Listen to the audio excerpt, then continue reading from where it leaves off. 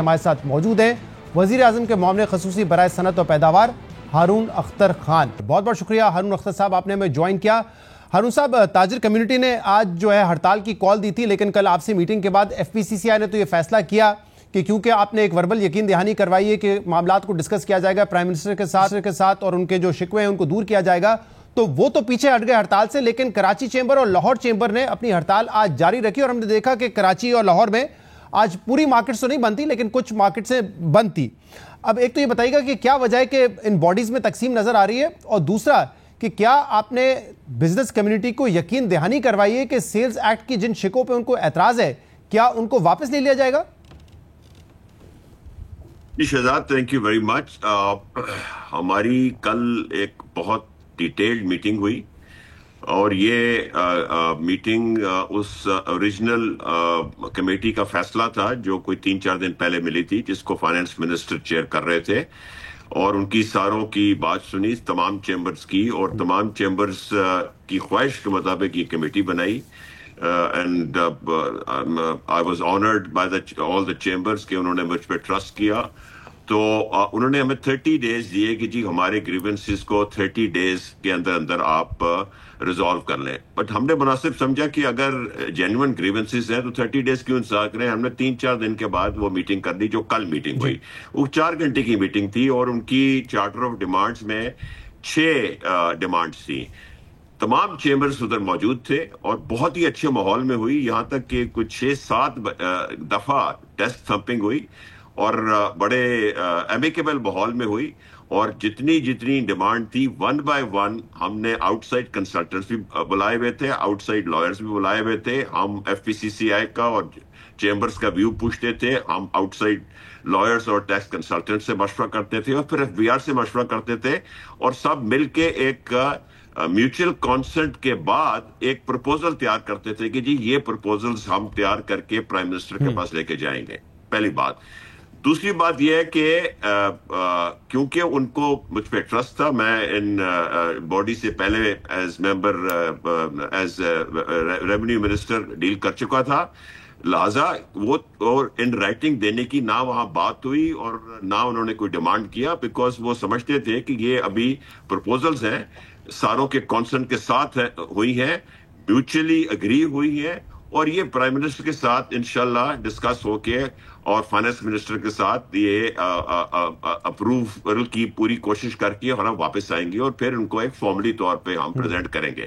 یہ جو سٹرائک ہوئی ہے اس میں دیکھیے لاہور چیمبر بھی موجود تھے کل, اور کراچی چیمبر نے تو بڑی ایکٹیو پارٹیسپیشن کی ہے. اس میں جاوید بلوانی صاحب تھے, میرا بڑا رسپیکٹ ہے ان کا, اور زبیر موتی والا تھے, بڑا رسپیکٹڈ بڑے ٹریڈ باڈی کے ممبرز رہے ہیں ہمیشہ. جی. اور میں تو بڑا حیران تھا کہ انہوں نے یہ کیوں کال کی. بعد میں ان کا مجھے فون آیا اور کل رات کو بڑا انہوں نے اپولوجائز کیا, اور انہوں نے کہا کہ یہ صرف ہم نے اپنی کمیونٹی کو سیٹسفائی کرنے کے لیے ایک سمبولک سٹرائک کی ہے, اور ہمیں معلوم ہے کہ یہ آپ نے جو پرپوزلز کل دی ہیں یہ they are subject to approval, اور ہم کسی قسم کا کوئی لا اینڈ آرڈر کو ڈسٹرب نہیں کریں گے, اور ہم آپ سے معافی مانگتے ہیں, ہم آپ سے معذرت چاہتے ہیں, بٹ ہماری کمیونٹی چاہتی تھی. کراچی چیمبر کے عہدیداروں نے آپ سے معذرت کی ہے اس پر؟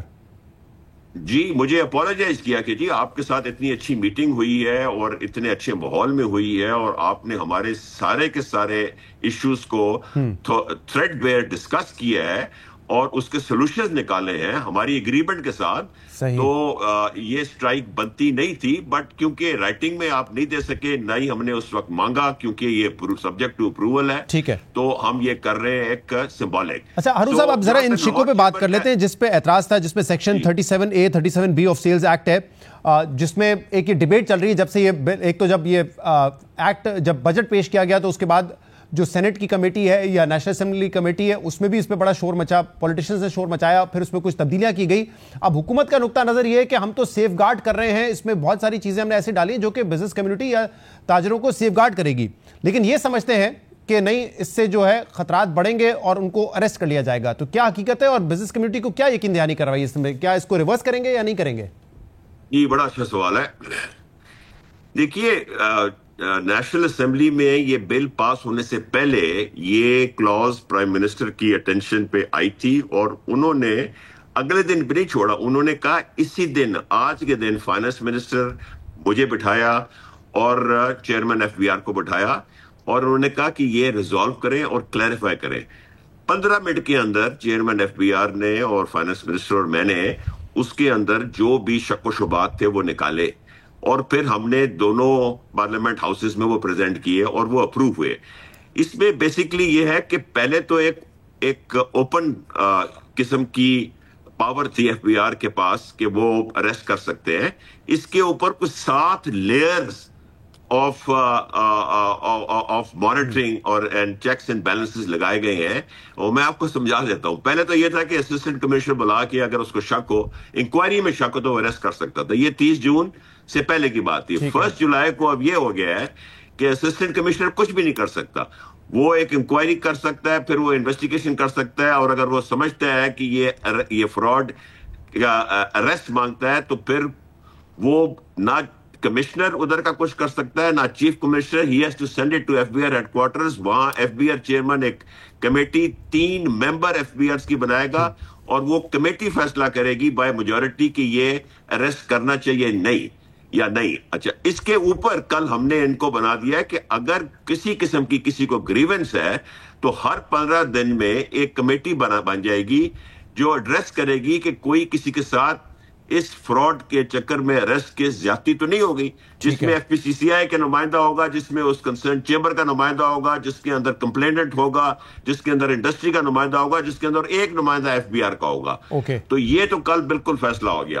اس کے اندر ایک اور کلوز آئی تھی، وہ سب رول 9 تھا، جس کے اندر انہوں نے اس کو بائی پاس کر کے کہا تھا کہ اگر ان کو ڈر ہو کہ 3 ہیئرنگز میں کوئی آئے نہ، اور ان کو ڈر ہو کہ کوئی بھاگ نہ جائے فراڈ کر کے، تو اس کو وہ جج کے پاس جج کا آرڈر لے کے اس کو پکڑ سکتے ہیں. اس کے اوپر کل بڑی بحث ہوئی، اور یہ ہم نے ایف بی آر سے بھی پوچھا. انہوں نے کہا ہم اس کے اندر اسپیسیفائی کر دیں گے because they are after fake flying invoices. ان کو بالکل پتا ہے کہ کاروباری لوگ، انڈسٹریلسٹ جو ہیں، یہ فیک انوائسز نہیں کرتے. یہ فیک انوائسز کی مافیاز ہوتی ہیں، اس کے پیچھے پورے گینگ ہوتے ہیں، اور وہ اس طرح کام کر کے بھاگ جاتے ہیں. بٹ ہم نے کہا کہ آپ اس جو سب رول 9 ہے اس کو نکال دیں. تو پہلی کوشش یہ ہوگی کہ یہ سب رول 9 کو جو اوور رائڈ کرتا ہے اس ساری چیز کو، جو ہم نے جس کے اندر چیکس اینڈ بیلنسز لگائے ہیں، اس کو نکال ہی دیں. اگر وہ نہ نکالا گیا تو اس کے اندر ایسے چیکس اینڈ بیلنسز لگا دیں گے کہ بغیر ایف بی آر ہیڈ کوارٹر کی اجازت کے اریسٹ نہیں کر سکیں گے. دیکھیے، پہلی کوشش تو یہ ہوگی کہ اس کے اندر ایڈمنسٹریٹولی ایسی کلوزز ڈال دی جائیں جس طرح رول 8 میں ڈالی ہیں.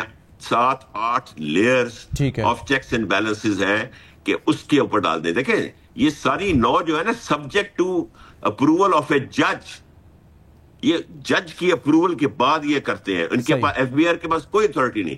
بٹ یہ اطمینان دلانے کے لیے کہ آج تو بڑی اچھی گورنمنٹ ہے، پرو بزنس ہے، پرو انڈسٹری ہے، کل کو کوئی اور آتے ہیں اور اس کو مس یوز کرتے ہیں، اس کے لیے یہ ساری ڈسکشن ہوئی ہے. ہماری پوری کوشش ہوگی کہ ترمیم نہ کی جائے ایکٹ میں، اور اس کے بغیر ایڈمنسٹریٹولی ایسے رولز اور کلاسز ڈالی جائیں کہ یہ مس یوز نہ ہو. ٹھیک ہے، اس کے علاوہ بھی وہ سیٹسفائیڈ تھے. آپ کہہ رہے سیٹسفائیڈ تھے.